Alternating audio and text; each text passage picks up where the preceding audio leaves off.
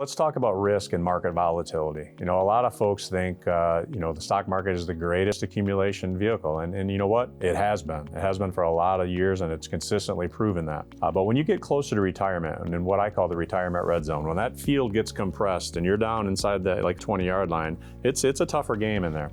And retirement can be a tougher game in there too. And it's not a time to take on unnecessary risk because you don't have the time to make up those losses. The markets always come back, but it doesn't always come back in the same timely fashion.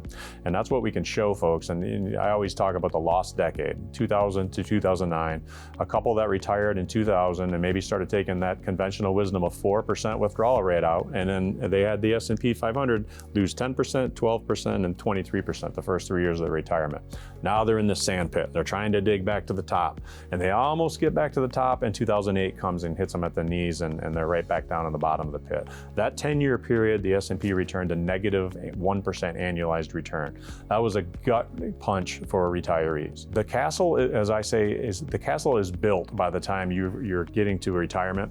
Now it's time to protect the castle, make sure the moat's deep enough, wide enough to keep the marauders out, and make sure that nest egg you work so hard to protect doesn't get washed away because of one bad market, 2008, where all of a sudden your $1 million turns into 600 because you just weren't protected from that market. Or the safe investor that had a 60-40 portfolio in 2022, and all of a sudden stocks and bonds were down 20%. They got hurt. That's what we can help prevent for people and bring assurance and security to their retirement.